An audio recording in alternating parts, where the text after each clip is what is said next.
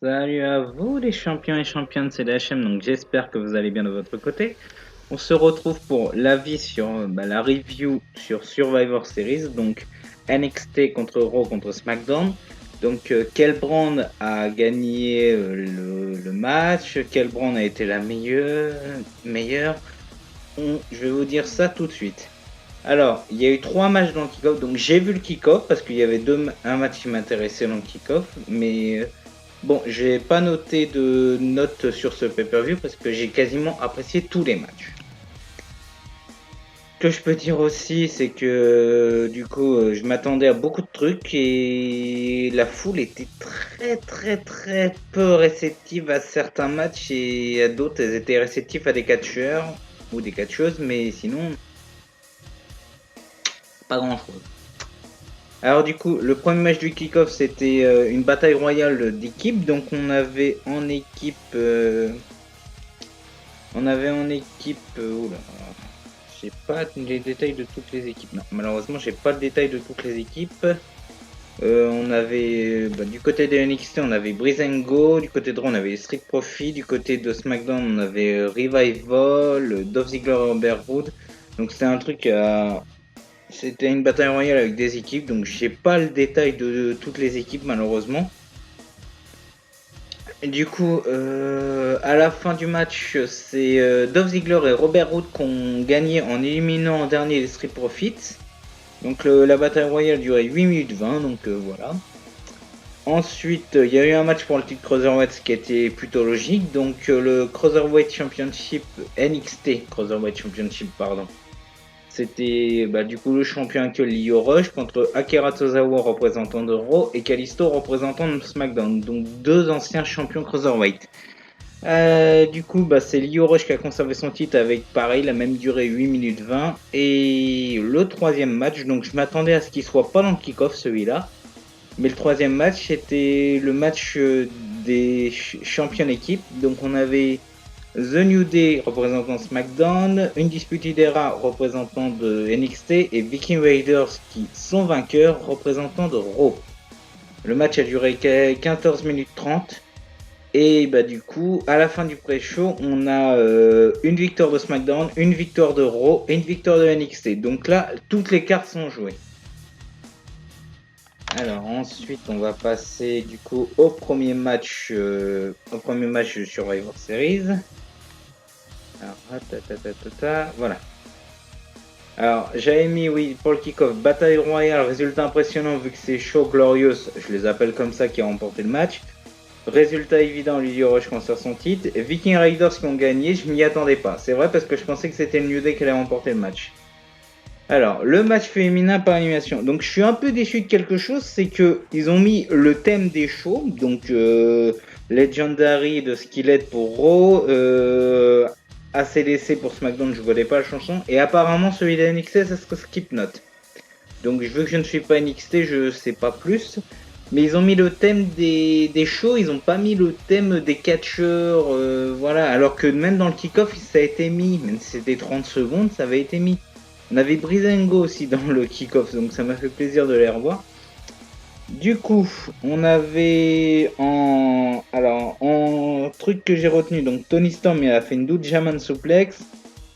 Le style de Kevin Singh dans le match, franchement, ça faisait un truc de la rue, donc une personne de la rue, donc une Kaira de la rue japonaise. En plus, elle a affronté Yoshirai, donc voilà. On a eu un double senton de la part de Lana Brooke. Alors on a une grosse pop pour Rhea Ripley. Donc Rhea Ripley franchement elle est très grande mais en plus elle est très jeune. Je crois qu'elle a que 23 ans d'après ce que j'ai compris. Elle est très jeune Rhea Ripley.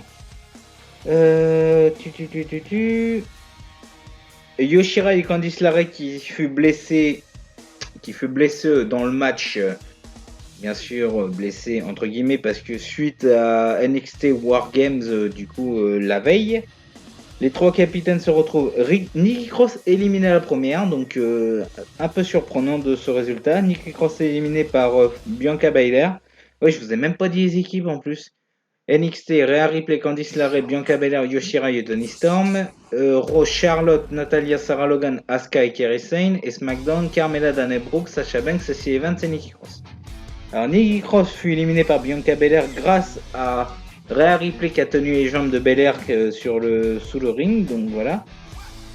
Logan qui est éliminé après le finisher de Bianca Belair, donc ça c'était vraiment cool. J'ai bien aimé ce moment aussi parce que Charlotte dit à Bianca Belair quand elle arrive, elle a dit Kiss my ass, donc ça je l'ai entendu, j'ai bien aimé. Carmella qui est éliminée par Natural Selection de Charlotte, Kairi Sane éliminée par Sasha Banks. Dana Brooke éliminée par Asuka en 2 secondes, donc voilà. Asuka et Charlotte se sont embrouillées, ça je vous l'avais dit, il va y aller avoir une embrouille. Asuka et Charlotte se sont embrouillées. Green Miss sur Charlotte, du coup Asuka qui se barre, qui s'élimine toute seule, et Charlotte qui est éliminée par Lacey Evans, voilà, après un Women's White. Il reste Natalia pour Raw, Lacey Evans éliminée par Natalia alors qu'elles sont censées être potes. Le public il commence à chanter NXT parce que là maintenant il n'y a plus que Sasha Banks. Ouais c'est ça, parce que Nikki Cross a été éliminée, Dana Brooke éliminée, Lacey Evans qui a été éliminée par Natalia et Carmella qui a été éliminée par Charlotte. Donc là il reste que Sasha Banks et Natalia du côté de Raw et SmackDown et toujours Rhea Ripley, Bianca Belair et Toni Storm pour NXT.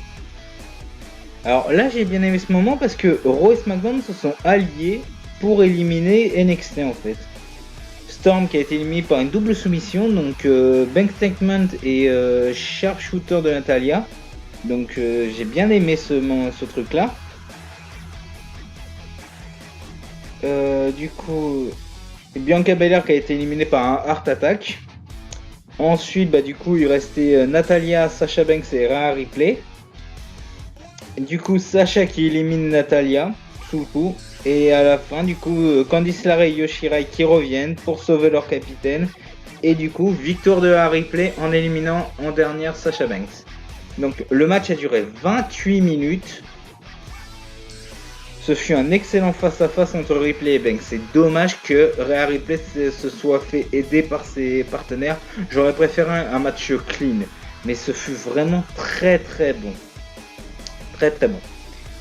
Ensuite, du coup, on va passer au match des champions intermédiaires, donc champions mineurs, j'appelle ça comme ça. Donc Nakamura contre Shinsuke Nakamura, champion intercontinental, contre Edge Styles, champion par équipe, champion des États-Unis, contre Roderick Strong, champion nord-américain. Alors le public, au moment de l'arrivée de Nakamura, il chante le thème de Sami Zayn. Donc ça, j'ai vraiment apprécié. Je dis mais ok, on est à Chicago, mais il chante le thème. Par contre, Nakamura en bleu, j'ai du mal à le voir. Nakamura, je l'ai tellement vu en rouge. En plus, avec son thème d'entrée qui correspond au rouge, il arrive en bleu, ça va pas du tout. Nakamura devrait être un Raw, mais pas à SmackDown. Alors, on a une prise de sommeil de la part de AJ Styles, donc ça, j'ai apprécié. C'est nouveau de sa part parce que prise du sommeil sur Roderick Strong. Le match, il est intense, il est tellement bon, mais le public, il est absent. Nakamura qui nous a fait un GTS. Donc ça j'ai vraiment apprécié. Le public qui se met à chanter CM Punk, évidemment. Il a fait aussi, Nakamura a fait, je prends Edge pour taper Strong avec, ou je prends Strong pour taper Edge avec, je sais plus c'est quoi. On a eu un fort arm de la part de Edge Styles et Strong qui en a profité, il a fait l'opportuniste, il a fait dégager Edge, fit tomber sur Nakamura, donc du coup c'est Nakamura qui s'est pris le tomber. Et du coup, victoire de NXT. Alors, 3-1-1, attention. 3 pour NXT, vu le match qui reste, du coup il reste soit égalisation pour les deux, soit égalisation pour Raw ou SmackDown, soit victoire écrasante de NXT. Alors ensuite on a eu le match pour le titre NXT, donc Adam Cole qui est le champion contre Pete Dunne. Adam Cole il s'est pris une pop, j'ai pas vu NXT War Games, il s'est pris un bon bump, il s'est pris une grosse pop NXT War Games avec le Tommaso Ciampa du haut de la cage sur les deux tables. il a dû avoir très mal. Surtout que d'après ce que j'ai compris, il avait fait un match à Leader à NXT le mercredi, Wargames la veille, et là il a fait Survivor Series. J'ai rien à dire sur ce match. Match vraiment cool, c'était le meilleur pour moi. Le public peu présent, ils ont quand même dit holy shit. Les deux gars sont vraiment bons. Pour moi, c'est le meilleur match de la soirée. Il a duré, oui, du coup, la durée du match pour le Styles Nakamura Strong a duré quasiment 17 minutes et le match pour le titre NXT a duré 14 minutes. Donc, match suivant pour le Universal Championship, donc The Fiend contre Daniel Bryan. Bryan a réveillé le public. Bryan, c'est un babyface de ouf.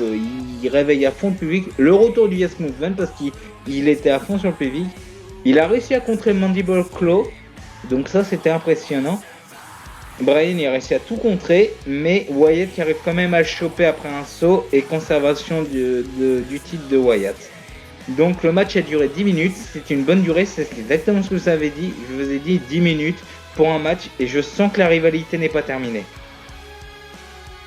Alors on a eu ensuite pour le on a eu le match pour le triple le Survivor Series de 5 contre 5. Le match a duré une demi-heure. Encore une fois, on n'a pas le thème des catcheurs, mais je trouve ça un peu dommage parce que j'aurais bien voulu entendre un peu les thèmes des catcheurs. Alors, pour l'équipe de SmackDown, on avait Roman Reigns, Braun Strowman, Mustafa Ali, Shorty G, King Corbin.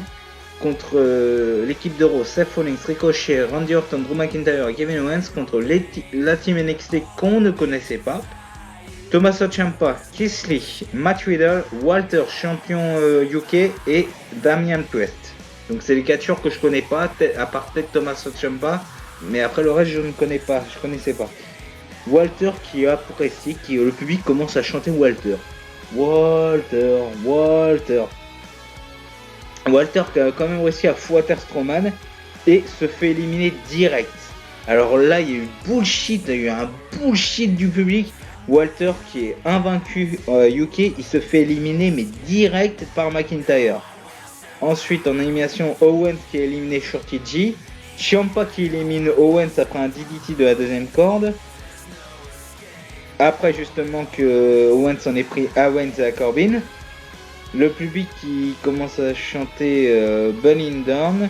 Daniel Priest éliminé par un RKO suite à un changement de Tommaso Ciampa, mais Orton a quand même fait le RKO sur Tommaso Ciampa.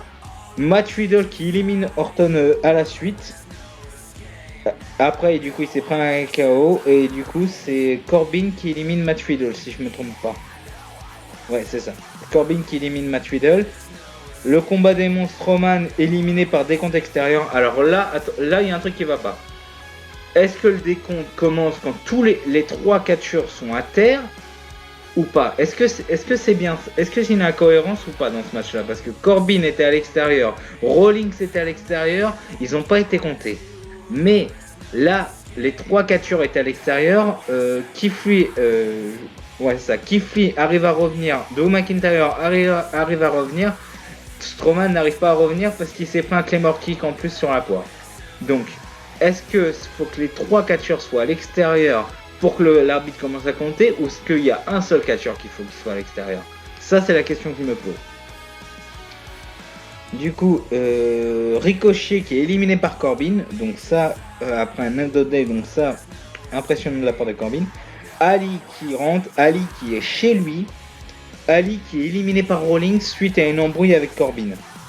Alors dès que Ali a été éliminé, huée générale pour Rollins là. Ça s'embrouille entre Roman et Corbin. McIntyre qui est éliminé par Roman Reigns suite à un spear. Rollins qui est hué. Roman s'en prend à Corbin parce qu'il s'est grave embrouillé et c'est à cause de lui qu'Ali a été éliminé. Et du coup Corbin est éliminé par Ciampa. On a fallu avoir un Shield style avec Rollins et Reigns sur Ciampa. Rollins qui élimine Tommaso Ciampa, mais qui se fait éliminer par Keith Lee après. Mais ovation pour Keith Lee. Keith Lee, franchement, je ne connaissais pas ce mec. Je tiens à vous le dire, je ne connaissais pas.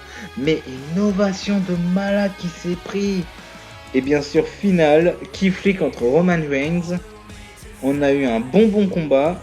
Moonsault Keith Lee, vu le poids, il a réussi à faire un moonsault. Franchement, il est impressionnant ce mec. Moonsault raté de Keith Lee, Spear et victoire de SmackDown. Alors franchement, très très cool. Je m'attendais pas à ça. Donc du coup, on a eu, on a 3 pour NXT, 2 pour SmackDown et 1 pour Raw. Raw soit égalise avec SmackDown, soit SmackDown égalise avec SmackDown, soit NXT bat tout le monde. Du coup, on a eu une belle preuve de respect entre les deux.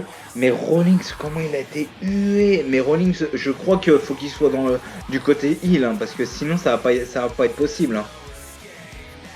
Roman qui peut rester fait, je suis d'accord. Mais Rollins en heel, Rollins faut qu'il soit en heel, c'est pas possible. Alors ensuite, on a eu le match pour le titre WWE. Donc le match a duré 7 minutes, donc c'est un match de Lesnar quoi. Mysterio qui arrive en Joker, donc par rapport au film qui est sorti récemment. Très franchement, j'ai bien aimé le truc. Mysterio va chercher la tige, mais ça ne fait rien. Lesnar qui domine les 3 quarts du match. Dominique qui intervient. On a eu un double low blow, double 619, donc même Dominique a fait un 619. On a eu un splash de Dominique, splash de Mysterio, les deux font tomber sur Lesnar. Malheureusement, il se dégage. F5 de Lesnar et conservation de Lesnar. On n'a pas vu Ken Velasquez. Et ça franchement, ça me sauve. Lesnar, du coup, qui conserve le titre. Alors, on va passer ensuite au main event. Alors, le main event, c'était le match féminin. Alors, du coup, Bayley qui arrive en Cléopâtre, donc j'ai bien apprécié. Shayna qui arrive. J'adore le thème de Shayna Baszler, il est excellent son thème. Becky qui est toujours appréciée. Et Bayley qui a peur de Baszler. Mais par contre, dans ce match, il y a un gros problème. Le match a duré 18 minutes, je suis d'accord. Mais il y a un gros problème dans ce match. Baszler et Bayley ont dominé le match. Becky n'a rien fait du match. Faut qu'elle reste forte, je suis d'accord, mais Becky n'a quasiment rien fait du match. Alors ça, j'ai été dégoûté. Le public continue de chanter CM Punk, donc là on n'est plus à ça près. Hein. À la fin du match, parce qu'il n'y a pas vraiment eu de bons spots, juste que Baszler s'en est pris à Becky à l'extérieur avec les tables. Du coup, Bayley qui fait sa descente du coude se fait contrer par Baszler avec sa prise de finition. Je crois que c'est une sorte de coquina clutch à la Samoa Joe. Et du coup, Bayley qui se fait soumettre. NXT a gagné une grosse humiliation de SmackDown et de Raw. SmackDown s'en sort avec les points parce qu'ils ont été à la moitié des points, mais grosse humiliation de SmackDown quand même parce que les seuls qui ont remporté le match pour Raw, grosse humiliation de Raw parce que les seuls qui ont remporté le point de Raw c'est les Viking Raiders. Après, Raw a perdu tout le temps. L'après-match, bien sûr, on a un pré-match. Becky s'en prend un Baszler, peut-être pour passer un message à Ronda Rousey, mais je voyais pas l'intérêt de le faire maintenant. Si Shayna Baszler arrive dans le roster principal, j'aurais compris, mais là, elle reste championne NXT. En plus, elle a battu le score d'Asuka, donc je vais pas mettre de note à ce pay-per-view parce que j'ai quasiment adoré tous les matchs. Donc voilà. Du coup, j'espère que cet avis vous aura plu. On est à 18 minutes, donc on est plutôt une bonne durée. J'ai noté à peu près tous les grands spots, toutes les éliminations, tout ça. J'ai vraiment tout noté. Donc voilà, les champions. J'espère que cette vidéo vous aura plu. N'hésitez pas à me dire, ce que vous avez pensé du pay-per-view. N'hésitez pas aussi à me dire si vous voulez, par exemple, dans les commentaires, si vous voulez que je mette un terme précis en musique de fond, un thème d'un catcheur, d'une catcheuse, je sais pas. Là, je vais quasiment mettre que des trucs de NXT en musique de fond parce que c'est eux qui ont remporté le match, le pay-per-view. Et de toute façon, si vous avez vu Raw, si vous avez vu sur série, vous doutez. Mais je vais mettre vraiment des thèmes de NXT au fond, vraiment pour représenter NXT. Moi qui ne suivais pas NXT, je vais peut-être me mettre à regarder NXT ou au moins regarder les résultats. Parce que franchement, j'apprécie beaucoup. Donc voilà. Sur ce, les champions, prenez soin de vous et n'oubliez pas, à la prochaine!